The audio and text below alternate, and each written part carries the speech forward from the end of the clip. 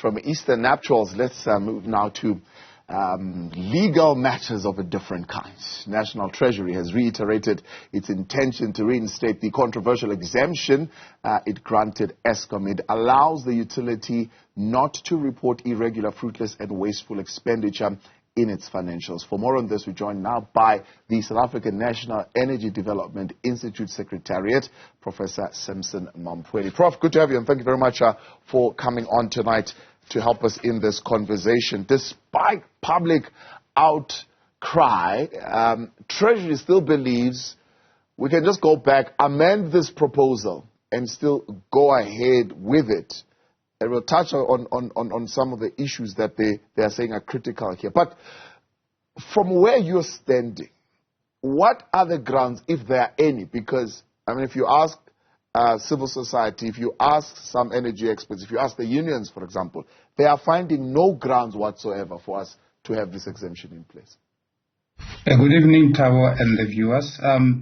Yes, the exemption itself was necessary. It is the section that was where the exemption was granted that was not the correct section, which is why I agree that with National Treasury when they pulled back.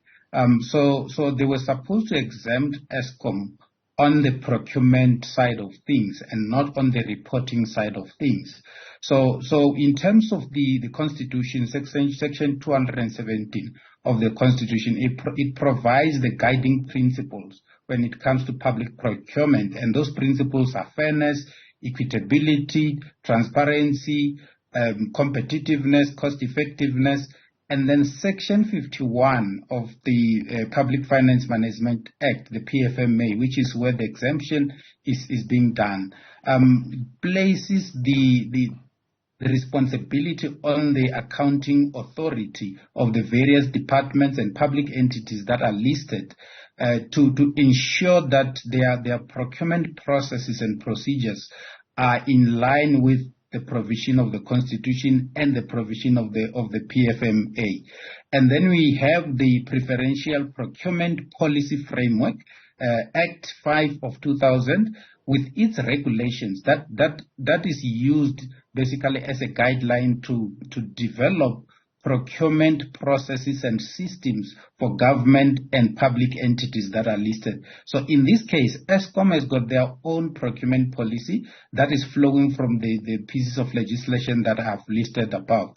Now, what's happening is, because of load shedding, because of the breakdown of power stations, especially the coal fleet, we have breakdowns up to 15,000 megawatts. I was looking even today; it's not looking good. And what happens is there's delay in the sourcing of human resources and parts. And the whole thing of the exemption was supposed to ensure that there's fast tracking of the process from breaking down of a unit in a power station to sourcing the parts from the original equipment manufacturers, to sourcing the skills and the human resources that are required to fix the particular unit that has broken down. So the entire exemption was necessary for that, and it was supposed to have been done under the Disaster Management Act. So what the National Treasury did with Eskom, they basically gave the exemption on the wrong piece of legislation. That's why it was retracted. But whichever piece of legislation that you would want to use, we've got a national government accountability ecosystem called the PFMA. It's there for a reason. One of the reasons is that, for example, in 2022 alone, fruitless, irregular, and wasteful expenditure at Eskom was sitting at 67 to 8 billion rands. Right? It's a lot of money. It's not chump change. 68 billion rand, right? And that is irregular, fruitless, and wasteful expenditure. This is what the Auditor General says. She says expenditure that was made in vain and could have been avoided had reasonable care been taken. That's what irregular, fruitless, and wasteful expenditure is. So why do we want to weaken the ecosystem and allow them to do that? So everything that you've mentioned is very true. We've got all that happening. We've had all that happened in the past. The idea this time was that before this exemption is even granted, there were supposed to be control measures that were supposed to be put in place to ensure that that particular abuse does not take place. And I saw in the exception that was granted, it was very much against what I'm saying, which is why it was retracted. So there were supposed to be measures put in place to ensure that the abuse does not happen when the procurement process is basically relaxed. And Eskom was supposed to be directed by National Treasury to report on a weekly basis or so in terms of the procurement of goods and services, so that National Treasury can track the procurement of goods and services at Eskom basically live, to ensure that that particular abuse does not happen. Where it gets picked up, there should be measures in place that should have been put in place under the disaster, using the disaster that was declared on electricity, which has also been retracted, by the way.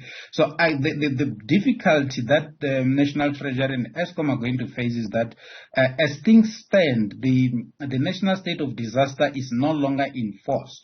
So what could happen is that they may face further court challenges if they relax the procurement of goods and services, because they then disadvantage other role players who could have participated in the process should they follow the proper public procurement process as espoused in the PFMA and the various legislative prescripts that I've mentioned. So that is the biggest challenge that they face at the moment, and I don't know how they're going to get around that. Interesting that you say that, because COCTA believes they are still able to do emergency procurement if there is a need to. Hence, they sat and deliberated with the Minister of Electricity and agreed that we no longer need this state of disaster to be in place. It was needed when we were nearly stage 10, apparently, at the time in February,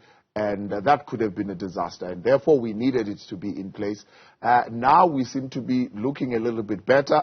I know you're saying it doesn't look good, so we really don't know what is what at this particular point in terms of transparency and in terms of accountability. But they say within the PFMA, there is enough there for emergency procurement to happen while we still have the transparency and accountability ecosystem intact.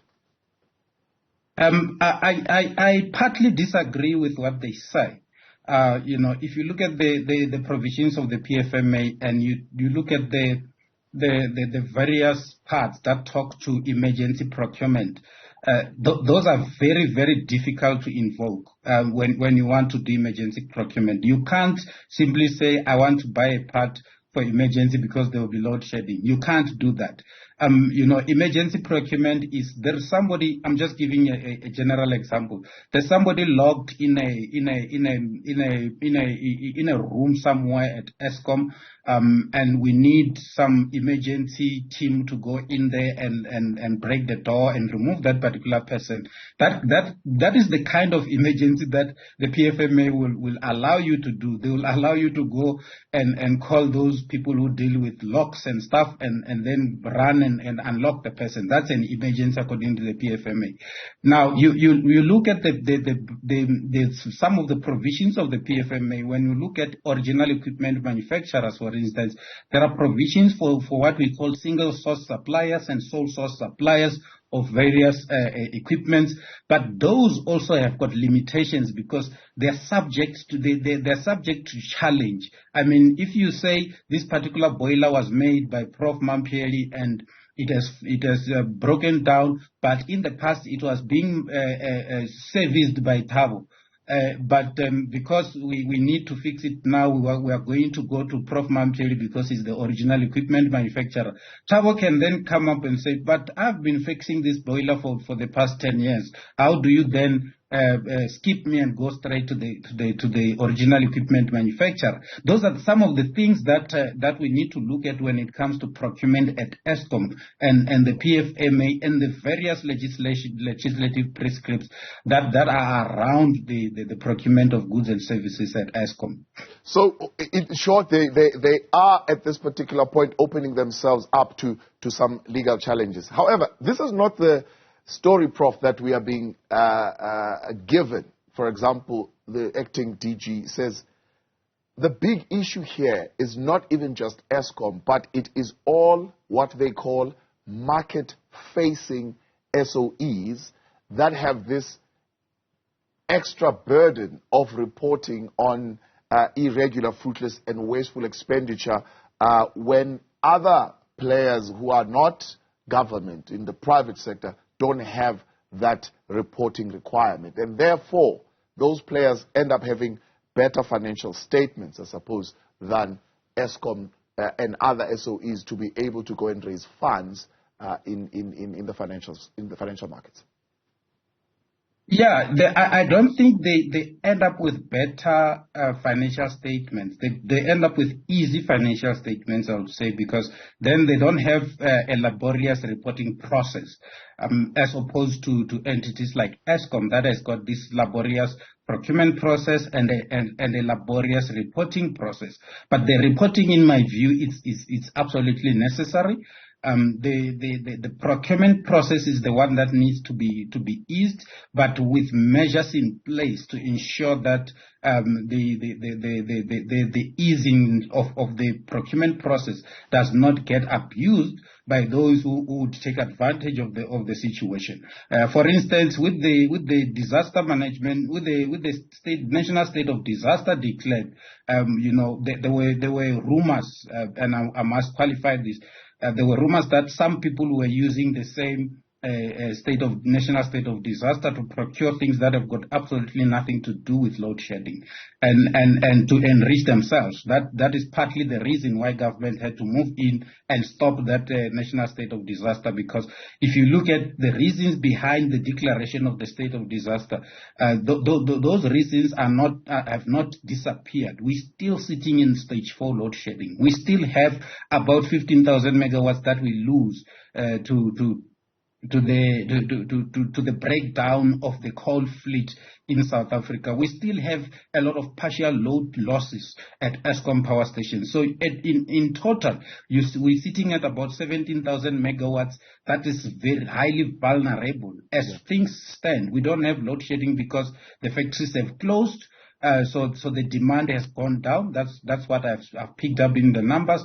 But with the factories opening sometime next week, we may reach as high as stage 5 load shedding if things such as renewable energy do not come to the picture. I've seen renewable energy coming to the picture and assisting heavily, because we have at any point in time we had close to 2,000 megawatts of renewable energy coming to the picture. But that is because it's variable and it's still very minimum. We may still see higher stages of load shedding. So then the reasons behind the declaration of the national state of disaster, in my view, still exist. And without that, you are saying a better framed gazette around this exemption, particularly in your view, focusing on the procurement, would be the better alternative outside of the state of disaster. Exactly. So we need those control measures in place. We need regular monitoring of the procurement at Eskom. Once they get the exemption, we need forensic teams stationed at power station level, so that when they say there's a breakdown, before the team that goes there to fix goes in there, a forensic team of experts go in there and establish that it is indeed has broken. And when we do the procurement, we are procuring the parts that have broken, and we are procuring the services that will lead to the fixing of the particular parts that have been broken. Those are some of the measures that we can have in place. And by the way, Eskom still doesn't have money in their balance sheet to fix the power stations. They still need about 130 billion rand to fix power stations. and National Treasury gave them 250-something billion rands to cater for their debt, but not to fix the power stations, with the condition that they must fix the power stations, by the way. So where this money will come from, it's also a story for another day. But that's precisely why others are saying we were finding ourselves in a situation where Treasury wanted to push this exemption through, because others believe that Treasury said, we are not going to give Eskom another cent. They must go and raise money in the financial markets for themselves. But in order for them to deal with this question of a possible difficulty because of financial statements that could be qualified, they wanted to push through this exemption. So how true is the fact that Eskom actually needs to go and get money? That is very true. So Eskom needs 300 billion rand, in my view, to solve load shedding in its totality. They need about 180 billion rands to strengthen the transmission lines where they are building. They're supposed to have new generation capacity in the form of renewable energy being built and then supplying power to the national grid. They don't have that money. They need about 130 billion rands or so to fix the 6 power stations that are problematic, that are giving us problems where we've got a lot of breakdowns. They don't have that money. The Eskom balance sheet, the last time I checked, they posted a profit of about 4 billion rands. That's a drop in the ocean if you look at the amount of money that I'm talking about. So Eskom needs to go somewhere and get some money, and there are financial models that could have been worked in using the 256 billion rand equity injection that government has announced. Unfortunately, they've already announced that, and they are pushing ahead with the appropriation bill if they have not yet done so.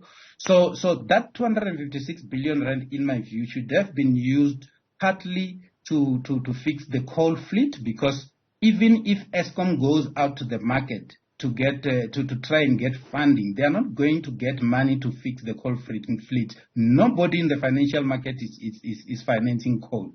So that becomes the problem of national government and National Treasury. National Treasury needs to find money somewhere. The only money that Eskom could get is the money for fixing the transmission grid, only if they go out to the markets and say we need the so-called green finance because we want to connect renewable energy into the grid to support our grid.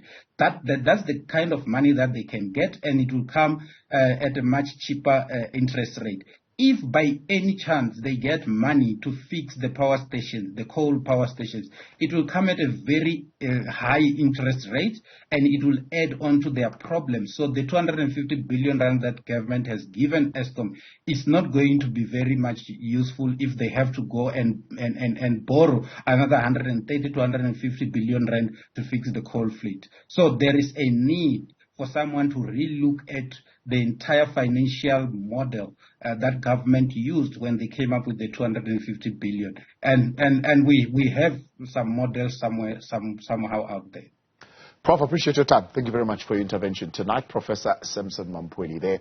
He is the South African National Energy Development Institute Secretariat and, of course, outlining for us some of the challenges that Eskom still faces, even with the exemption that is now going to be reassessed, I suppose, and reconfigured with consultation with the Auditor General.